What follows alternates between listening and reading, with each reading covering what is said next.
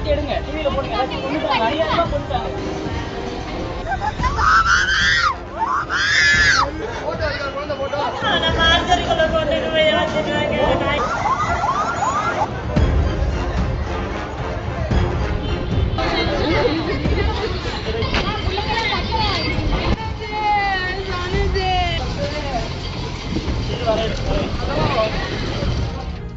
கரூரில் விஜய் பிரச்சார கூட்டத்தில் ஏற்பட்ட நெரிசலில் சிக்கி 30க்கும் மேற்பட்டோர் பலியான நிலையில் இந்த நெரிசலுக்கு என்ன காரணம், எங்கே தவறு நடந்தது என பல்வேறு விதமான தகவல்கள் வெளியாகி உள்ளன.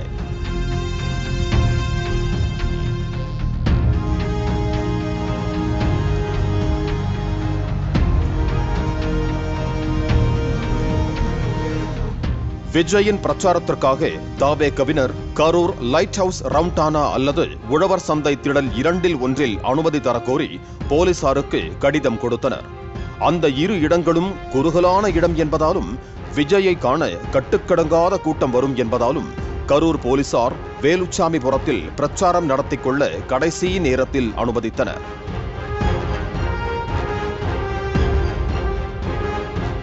போலீசார் அனுமதித்த இடமான இருவழிச்சாலை பகுதியில் தவேகவினர் கூட்டத்திற்கான ஏற்பாடுகளை செய்தனர்.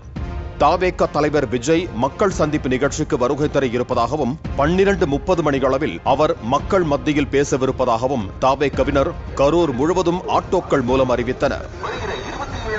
சனிக்கிழமை தமிழக வெற்றிக் கழக தலைவர் திரு விஜய் அவர்கள் மக்கள் சந்திப்பில் கலந்து கொள்ள வருகை தருகிறார். கடும் கூட்ட நெரிசல் ஏற்படும் என்பதால் பெண்கள், குழந்தைகள், முதியோர் நேரில் வர வேண்டாம் என்று முன்கூட்டியே விஜய் கேட்டுக் கொண்டிருந்தாலும் அதையும் மீறி விஜயை நேரில் பார்க்க வேண்டும் என்ற ஆவலில் ஏராளமான பெண்கள் தங்கள் குழந்தைகளுடன் அந்த சாலையில் கொளுத்தும் வெயிலில் காத்திருந்தனர்.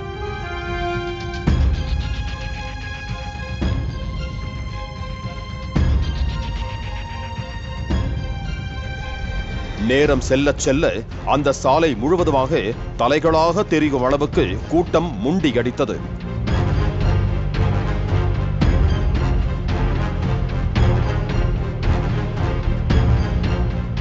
சனிக்கிழமை என்பதாலும் காலாண்டு விடுமுறை என்பதாலும் சிறுவர்கள், பெண்கள் குடும்பத்தோடு வந்திருந்தனர். இதனால் மாலை 5 மணிக்கெல்லாம் சுமார் 800 மீட்டர் சுற்றளவுக்கு நகரக்கூட முடியாத அளவிற்கு விஜயின் வருகைக்காக மக்கள் செருத்து கொண்டு நின்றனர்.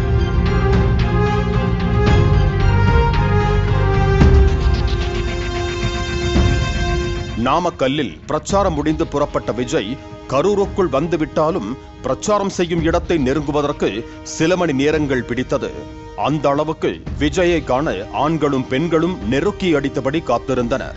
தான் பிரச்சாரம் செய்ய வேண்டிய இடத்திற்கு 1 கிலோமீட்டர் தூரத்திற்கு முன்பாக இருந்த சந்திப்பு பகுதியில் பாலத்துக்கு அடியிலும் பாலத்துக்கு மேலேயும் விஜயை காண பெருங்கூட்டம் காத்திருந்தது.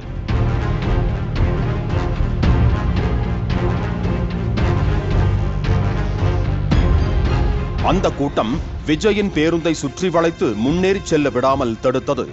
இதனால் சில நிமிடங்கள் பிரச்சாரம் செய்யும் இடத்திற்கு பேருந்து செல்வது இயலாத காரியமாக இருந்தது.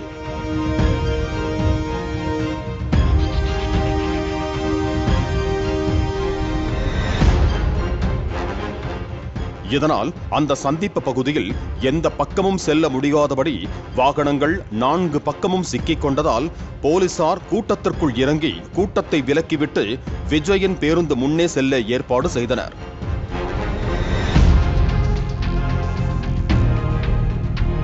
மேலும் பேருந்து மெல்ல நகர்ந்து செல்ல அங்கு கூடியிருந்தவர்களும் பேருந்துடன் நகர்ந்தபடியே பிரச்சாரம் நடக்க இருக்கும் பகுதிக்கு முண்டியடித்ததால் கூட்டத்தில் நெரிசல் ஏற்பட தொடங்கியது. விஜயை காணும் ஆவலில் ஏற்கனவே வேலுச்சாமிபுரத்தில் மணிக்கணக்கில் கடல் போல காத்திருந்த அந்த மக்கள் வெள்ளத்திற்குள் சிக்கி பலர் பரிதவித்தனர்.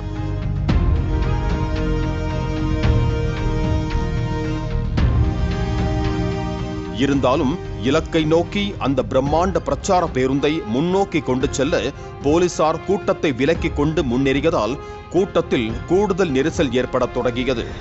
ஒருவரை ஒருவர் தள்ளிக் கொண்டதால் பலர் கீழே விழுந்ததாகவும் அவர்களை கை தூக்கி விட ஆளில்லாமல் கூட்டத்திற்குள் சிக்கி மிதிப்பட்டு பலர் மூர்ச்சையானதாகவும் கூறப்படுகிறது.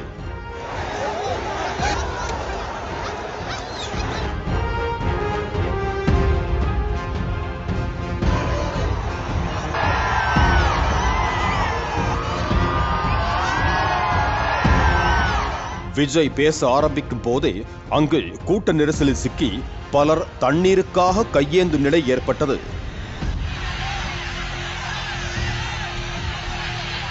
தண்ணி கொடுங்க, தண்ணி பாட்டில். அவரும் தன் பங்குக்கு பேருந்தின் மேல் இருந்தபடியே தண்ணீர் பாட்டிலை தூக்கி கூட்டத்திற்குள் வீசினார்.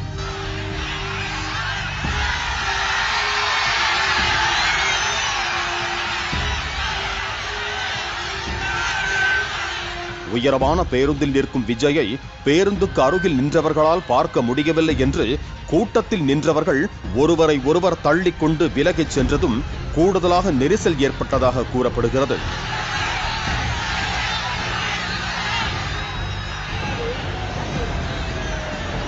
ஒரு கட்டத்தில் அருகில் ஜெனரேட்டரை சுற்றி வைக்கப்பட்டிருந்த தகர ஷெட்டை உடைத்துக் கொண்டு உள்ளே சென்ற மக்கள் மீது அந்த தகர ஷீட்டுகள் விழுந்ததாகவும் அதற்குள் சிக்கியவர்களில் சிலருக்கு மூச்சு திணறலும் மயக்கமும் ஏற்பட்டதாகவும் கூறப்படுகிறது.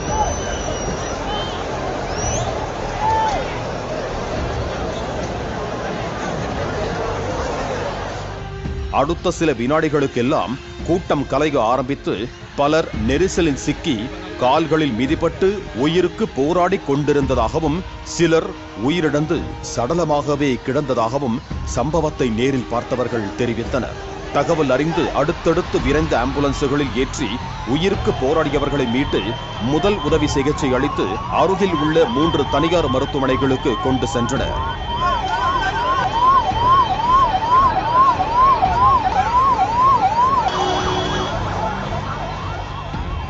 பலத்த காயமடைந்த பலரை அங்கிருந்து மேல் சிகிச்சைக்காக கரூர் அரசு மருத்துவமனைக்கு அனுப்பி வைத்தனர். விஜய் பார்த்து பார்த்து தான் வருவாங்க. வயசு மெசேஜ் போட்டு என் பிள்ளை 14 வயசு காலையிலே போயிட்டாங்க, 12 மணிக்கே போயிட்டாங்க. கூட்டம் அதிகமா இருக்கிறது போன் பண்ணதுக்கு அவன் வாய்ஸ் மெசேஜ் போட்டு நான் விஜய் பார்த்துட்டு வரேன், இந்த விஜய் வரல, வராம நான் பார்க்காம வரமாட்டேன்ட்டான்.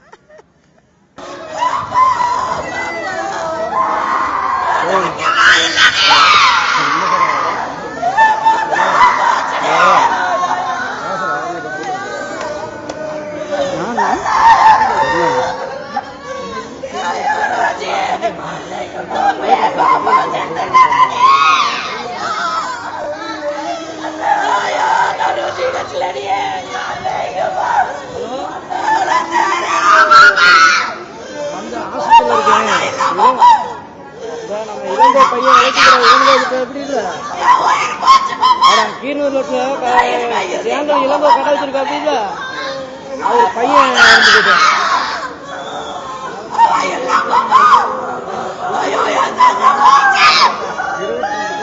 நடக்கவே இல்லையா, நடக்கலையே,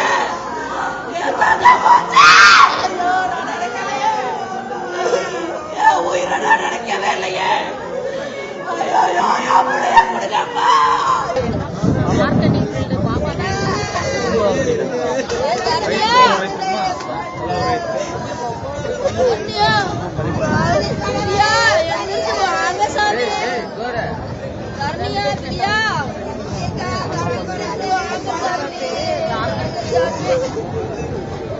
அறுபதுக்கும் மேற்பட்டவர்கள் சிகிச்சையில் இருப்பதாகவும் அவர்களில் பலருக்கு கால்களில் பலத்த காயம் ஏற்பட்டிருப்பதாகவும் கூறப்படுகிறது.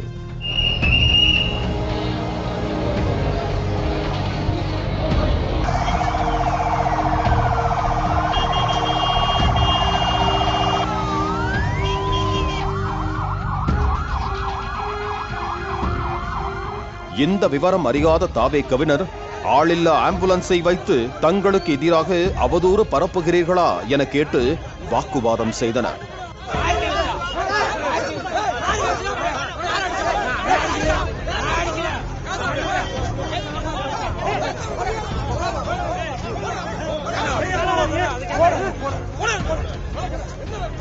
அங்கு வந்த போலீசார் அவர்களை தடியடி நடத்தி விரட்டினர்.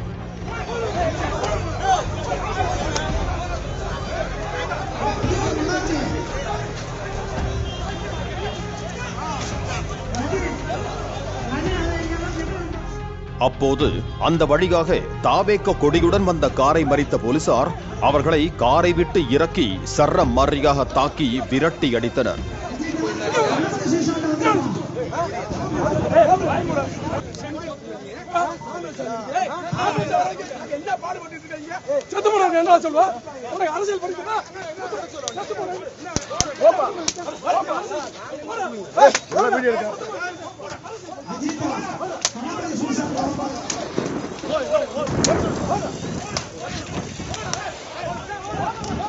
இதுவரை சினிமாவில் மட்டுமே பார்த்து வந்த தங்கள் மனம் கவர்ந்த நாயகனான விஜயை ஒருமுறையாவது நேரில் பார்த்துவிட வேண்டும் என்ற ஆவலில் கூடிய பெரும் கூட்டத்தில் செல்ஃபி எடுக்க முண்டியடித்து சென்ற சில கும்பல்களாலும் அங்கு ஏற்பட்ட நெரிசல் பல உயிர்களை காவு வாங்கி பெரும் சோகத்தை ஏற்படுத்தி இருக்கிறது.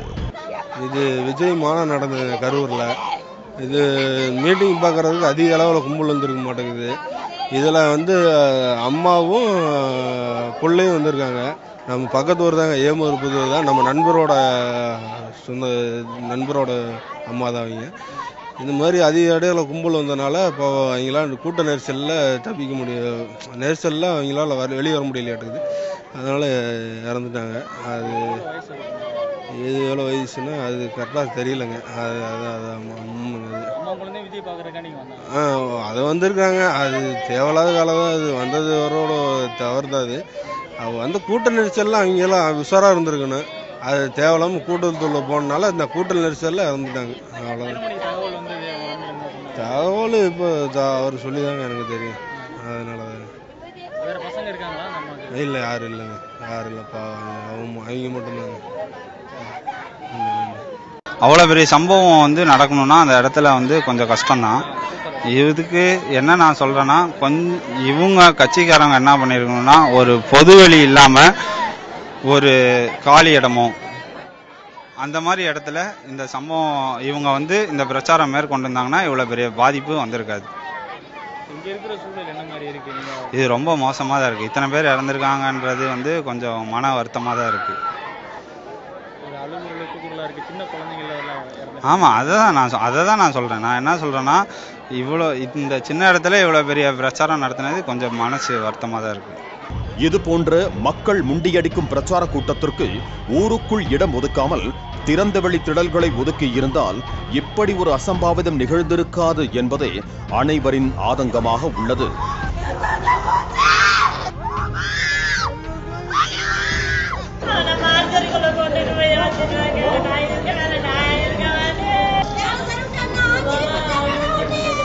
இருந்தாலும் அங்கு நடந்த சம்பவத்தின் உண்மை பின்னணியை கண்டறிய தூத்துக்குடி துப்பாக்கிச்சூடு சம்பவத்தை விசாரித்த அருணா ஜெகதீசன் தலைமையில் ஒரு நபர் விசாரணை குழு அமைத்து உத்தரவிட்டிருக்கும் முதலமைச்சர் மு க ஸ்டாலின் பலியானவர்களின் குடும்பத்திற்கு தலா 10 லட்சம் ரூபாய் இழப்பீடு வழங்கப்படும் எனவும் அறிவித்திருக்கிறார். எப்பவும் இது மாதிரி போக மாட்டான். இன்னைக்கு எப்படி போய் கூட்டத்தில் மாட்டினான்னு தெரியல. இது மாதிரி இறந்துருச்சுன்னு சொல்லி போன் வந்தது. அதை கேட்டு நாங்கள் இங்கே வந்தோம்.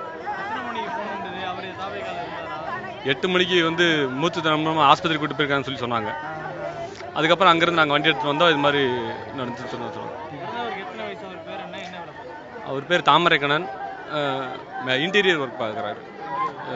இன்டீரியர் ஒர்க் பண்ணிட்டு அவரோட அப்பா போச்சு. அவருக்கு கல்யாணம் ஆகி மருமக 8 மாதம் 9 மாதம் இப்போ முழுகாம. அதை நினைச்சு நான் ஜீர்ணிக்கே முடியல சரவணா. நான் எங்கெங்கேயோ பார்ப்பேன். நீங்க என் குடும்பத்தை நடத்தி வச்சுடா சரவணா. ஐயோ, என்னால ஜீர்ணிக்கே முடியலடா சரவணா. என்னால ஜீர்ணிக்கே முடியலையே. வேலைக்கு போயிட்டு வரணும். வேலைக்கு போயிட்டு தான் வரேன்னு சொன்னியா? அங்க எப்படி போனேன்னு எனக்கு தெரியலையே. வேலைக்கு போனோம் தாங்க, கூட்டத்துக்கு போகலை. அவன் வேலைக்கு போனவன் தான் எப்படியோ கூட்ட நெரிசலில் மாட்டிக்கிட்டான். நான் சம்பவம் நடக்கும்போது நான் இது ஒரு விழா நடக்குது, இந்த மாதிரி ஒரு கட்சி தலைவர் வருவார் அப்படின்னு தெரிஞ்சோடனே நான் மதியமே அந்த ஏரியாவில் தான் இருந்தேன். என்னோட வீட்டுக்கு பக்கத்தில் தான் இந்த பொதுக்கூட்டம் நடந்துச்சு. அப்போ நடத்தும்போது 11 மணியிலிருந்து மக்கள் வர ஆரம்பிச்சிட்டாங்க. அதே மாதிரி பசங்கள் எல்லாரும் வர ஆரம்பிச்சிட்டாங்க. குழந்தைங்கள தூக்கிட்டு வந்திருக்காங்க. ஆனால் அரசு என்ன சொல்லுச்சு அப்படின்னா, அப்ரூவல் கொடுக்கும்போதே குழந்தைகளும் பெண்களும் தயவு செய்து அனுமதிக்காதுன்னு சொன்னாங்க. காவல்துறையும் குறை சொல்ல முடியாது. எல்லா இடத்துலையுமே அந்த ஒவ்வொரு இடத்துல கூட்டம் இருக்கும்போது கொஞ்சம் ஓரங்கட்டி போங்க அப்படின்னு சொல்லும்போது அவங்க அவங்களோட பணியை காவல்துறை பணிகள் கரெக்டாக செஞ்சாங்க. ஆனால் அந்த அளவுக்கு கூட்டங்கள் அதிகரிச்சது. இப்போ அவங்க முறைப்படி 12 மணிக்கு டைம் கொடுத்துருக்காங்க, 1 மணிக்கு டைம் கொடுத்துருக்காங்க அப்படின்னா ஒரு கட்சி தலைவர் அந்த திட்டமிடுதலோட ஒரு 2 மணிக்கு வந்திருந்தாங்கன்னா எந்த குழந்தையும் பாதிப்பு அடைஞ்சிருக்காது, எந்த மக்களுக்கும் எந்த விஷயம் நடந்திருக்காது. ஆனால் ஒரு வெயிலில் குறைந்தபட்சம் 5 மணி நேரம் ஒரே இடத்துல அவங்க நின்றுக்கிட்டு ஆட்டம் பாடத்தோடு இருக்கும்போது அவங்க எனர்ஜி வேஸ்ட் ஆயிருச்சு. வெயிலின் தாக்கம் அதிகமாக இருக்கிறதுனால அவங்க சாப்பிட போக எங்கே முடியல. அந்த ஏரியாவில் இருக்கக்கூடிய ஒரே ஒரு ஹோட்டல் தான். அதுலேயும் சில பேர் மட்டும்தான் போய் சாப்பிட்டுட்டு இவர் கட்சித் தலைவரை பார்க்கறதோடைய சந்தோஷத்தில் யாரும் சாப்பிடாம விட்டுட்டாங்க. அப்போ இவர் வர்றேன்னு சொல்லிட்டு குறைந்தபட்சம் 5 மணி நேரம் கழித்து பைபாஸுக்கு வரும்போதே 5:15 5:45 இருக்கும். அது உங்களுக்கே தெரிஞ்சிருக்கும். அதுக்கப்புறம் இங்கே கூட்டம் நடத்தும் போது ஒரு சரியான திட்டமிடுதல் எதுவுமே இல்லை. பிளே ஸ்டோர் மற்றும் ஆப் ஸ்டோரில் இருந்து பாலிமர் செயலியை QR கோடு மூலம் பதிவிறக்கம் செய்யுங்கள். செய்திகளை உடனுக்குடன் பெறுங்கள்.